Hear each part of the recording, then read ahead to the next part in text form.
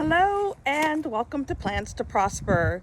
Today I'm going to try to tackle the irrigation system. I've put a lot of thought into it and I have some ideas.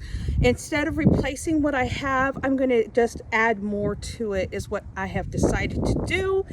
And want to give you an update on the growth of the seedlings, because for those of you who may be as new to this as I am, I want you to be as encouraged as I am by these seedlings. So we're going to get to that in just a second. So here we are at the seedlings, and as you can see, they're starting to try to bust out of this little top, which has been kind of acting as a greenhouse. And so I am seriously trying to figure out what the next steps are. I think that what I'm going to need to do is graduate them to like a red plastic cup, for them to grow a little bit more in there. I don't know if they're still going to need this kind of greenhouse environment. And I want you to see something very encouraging. That's the bell pepper, and I have 5 of the 6 sprouted, and that is really encouraging. So I'm really excited about what's going on. First, I'm going to give them a mist because it's time for them to get a little love in this way. So we're going to love on them with some water. And this also is what's prompting moving forward with the irrigation already, because at some point they're going to need to go from solo cups or whatever I choose to go next. They're going to have to go into the ground, and that means I need to make sure the irrigation's right. One more thing I want to point out with the seedlings is, if you recall, last weekend we put in these 3 cells, these 2 cells, and these 3 cells seeds for cauliflower, and they've all sprouted already. Oh my goodness. Now I do have a few areas where I'm not seeing any action, but I'm going to show you why I'm not worried. Would you look at that? The ginger has sprouted.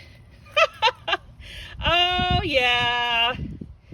Now, if you've been following along, the garlic was the first to show up and show out. And I knew I had buds before I planted it on the ginger. But would you look at that?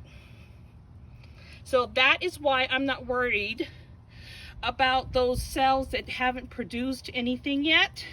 Because it's, one, you have to go into this knowing that this is not going to be 100%. 2, by putting them in the ground, I've put them to use. Whereas if they were still in the seed packet, they would still have a whole bunch of potential, but nothing else. And so we're trying to marry potential with growth. So that's what this is all about. Okay, here we are in the uppermost part of the garden, and this is where we have all of the volunteer collards located, most of them. There's a few that are down on this second level that I plan to transplant up here with the rest of them. Now here's what I'm thinking. This line here is what I'm using to go up and down here. So last 2 winters ago, I had buckets lining this entire wall with dirt, and I was trying to grow things in them. And so that's why I had the drip system run that way and into this here also. This is all the buckets, including this black tray, all have holes drilled in the bottom for drainage. Now, the second one, which is this one, is the one I'm thinking about playing with.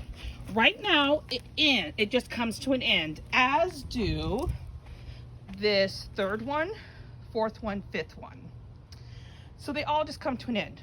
I'm thinking about starting, again, that's 1, 2. So I'm thinking about starting with this one and just adding a piece to the end of it, a connector piece to the current hose, which has currently got a stopper on the end so that the water doesn't just leak out. It has a reason to stay in the tubing. I'm sorry, bad camera work there. So I'm gonna take the topper off, the end piece off, put a connector piece, and then connect this hose with more hose. And then what I'm thinking about doing is just winding more throughout the space so that there's just more coverage for the drip system to happen. Now I may do that also with this tube, tube number, we'll call it 3, and do the same exact thing where I take the stopper off the end and add a connector piece and the rest of the tubing. Unfortunately, I had a irrigation starter kit I can't seem to find. It could be that it's being borrowed, and because I can't put my hands on it, I don't have the connector pieces. So unfortunately, what I was planning to do today may not happen. We'll see. Hello. Well, today didn't go as planned, but that's okay because I know I need to get to the store to get some connector parts and then I can proceed. What you will likely see me do is take the hose that I currently have that already has the holes poked into it, lay it out in the sun so that it can warm up, because right now it's coiled around to fit into the packaging. So I'm going to lay it in the sun so it can warm up and be more pliable.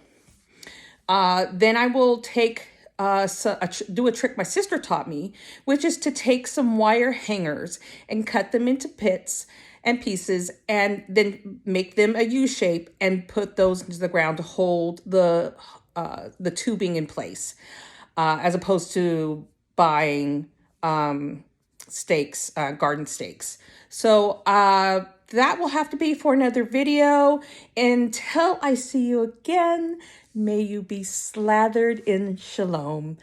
Bye. Thank you for joining.